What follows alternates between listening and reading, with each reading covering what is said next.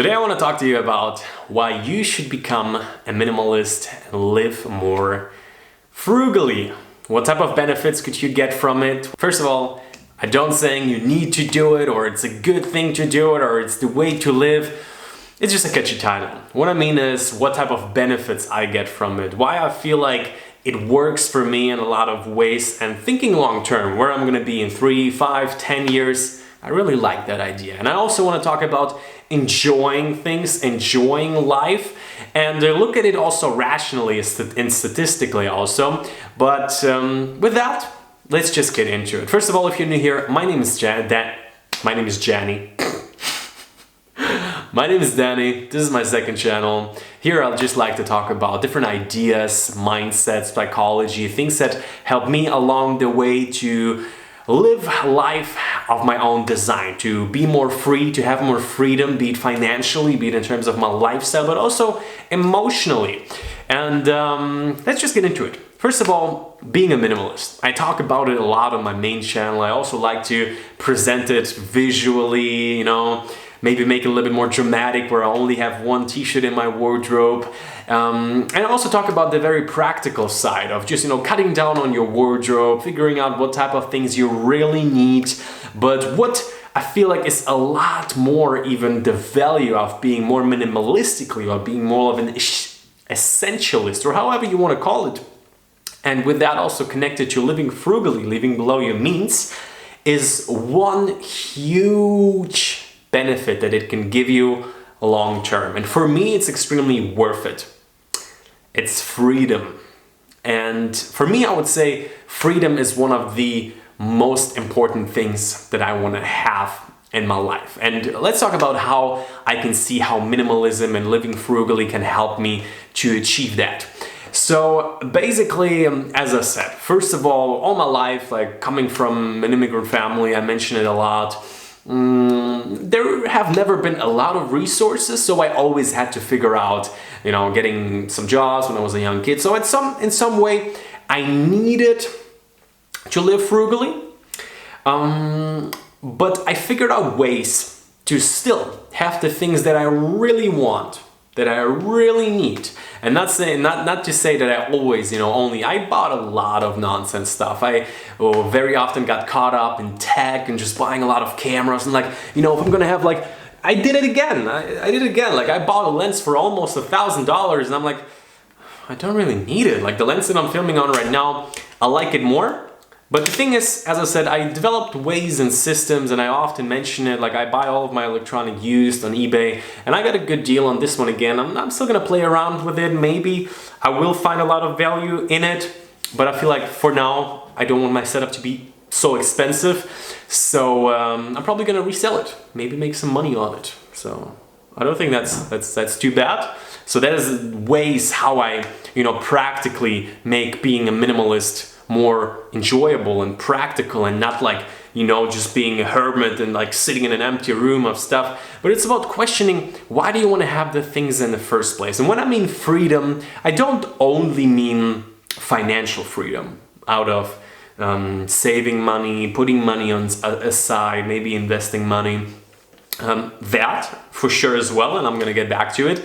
But also this freedom of wanting to always buy the next big thing. And I think none of us can ever get to a place, maybe some, crazy monks going full monk mode where you are, maybe, I don't know.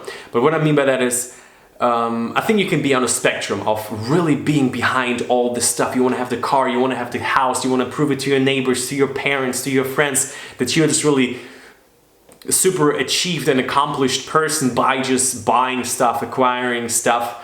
But not needing it, I feel like can come with a lot of freedom. Understanding why you want to have the things. And I'm not saying that I think it's bad to have a nice house, that it's bad to have a nice car, but in my eyes, it's bad to want it to prove something to someone, to impress someone, because I think that is just a vicious cycle of never feeling good enough. And I feel like questioning why do you want to have the things and being more aware of it. Like these days, I am aware that sometimes I want to upgrade on my camera, you know, to play with the big guys, to say, hey, I also have a Canon 1DX, but then I'm thinking, first of all, it's not the best intention, and second of all, like, you know, think about it practically. You're gonna be traveling. What if like somebody's gonna steal it? What if you're gonna drop it and it's gonna break? Like, really want to do that? No. And do you really need to impress those guys? Do you really want to have the people that, you know? There's just small examples, and I feel like you never can get out of that loop, but I think you can get a little bit more aware of it by becoming a little bit more of an essentialist, by cutting down on things you own and actually noticing and realizing, I don't even need that much stuff. And then there are all the other benefits that I talk again about. Then you have more resources to actually buy quality things, to actually buy things you really, really like, but keep it, you know, if you notice you don't use anything, this is going to be out. Like, if you're not going to use it, it's going to be out. And but then to connect it, a lot of people ask me sometimes, you know, be it friends, be it people online, like, hey, but what about enjoying life? What about, you know, going out to eat, party, travel, driving a nice car, like enjoying life? And I think enjoying life is very important. But you see, where I find a lot of enjoyment in, and I would do an enjoyment hierarchy, you know? What do you enjoy more? I do enjoy going out to a nice restaurant. I would even more enjoy driving a very nice car. I would even more enjoy to be able to travel the world, which I did a lot and I'm planning to do a lot more.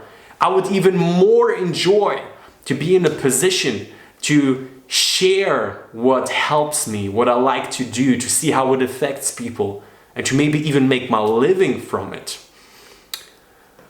And I would even more enjoy to have the freedom to build a sustainable business and system around it. And I would even more enjoy to be able with that to impact a lot of people and to be able to help to sort of support and provide for my family, for people who are important to me, and to give back.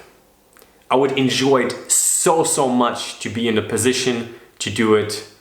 We're all in a position to do it to a certain extent, but to do it on a large scale. And I'm not there by any means. I'm really far away from where I want to be. But I think you're getting a point. I am all about enjoying life. And I don't think by living frugally you should cut out everything. But if in your enjoyment hierarchy, eating out is very high, it's higher than maybe, you know, having the budget to go on a nice trip, then by all means go out to eat. But then, like, if you're gonna complain, I'm not in a position to, you know, travel, if you want to do that, okay. If, you know, buying a nice house and a nice car is higher than doing something in your career where you find meaning in it, and you like doing, then by all means, do whatever pays the most and is the most realistical thing. But if it gives you more enjoyment to pursue something that you really like doing, but it's maybe riskier, maybe you need to move in with 5 roommates, maybe you need to cut down on all of your expenses for 2 years and really eat dirt and do whatever it needs to take to enjoy, to get in a position where you can live that certain lifestyle, then I would say it's worth it. So to get it back at it practically again, I think living more frugally, like I've been living very frugally for the past few years. What I mean by that is not eating out a lot. Maybe every once in a while. I also found ways once again to make it more affordable. Like there are apps out there where I can actually find restaurants who wants me to take photos for them. And like this is a different story for a different video, maybe again, building systems around it. But I don't own the car, I drive with a bike everywhere. At some point I do want to buy a car, but once it's still going to be below my means. Right now I would live at zero if I would be owning a car, pretty much, like, you know, the 400 or 500 euro or like the 200 euro a month that it would cost. Depends, you know, like I'm young, insurance, all these things. I want to much rather put that money aside.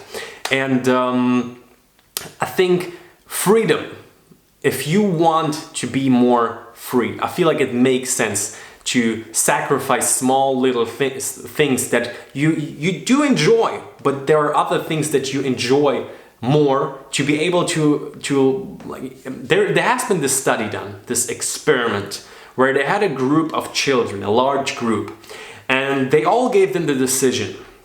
You can have a candy now and you can eat it now. But if you're not gonna eat it, then you're gonna get one more. Most kids chose to eat the candy right away, to get the instant gratification, to have this nice. Few kids chose to wait, to not eat it, to watch all the other kids eat it. But then they got another one. And they have been following these kids all throughout their life. I've been doing questionnaires and little tests with them. And pretty much statistically in the end it came out that the children who chose the delayed gratification have been more successful. Not all of the children, not in all of the aspects, but statistically, on average, more successful and happy in private life and career, in personal well-being. And this is exactly what I'm talking about. Delayed gratification, about being aware, why do you want to have the things that you want to have, and what are the things that you enjoy the most, and what do you need to do, how much you maybe need to cut down to be able to do something that excites you a lot more than just, buying something that gives you a little thrill. And this is why, in my opinion, it can make a lot of sense to be a minimalist, to become more minimalist, to live more minimalistically and more frugally. Thank you very much for watching. Until next time, peace out.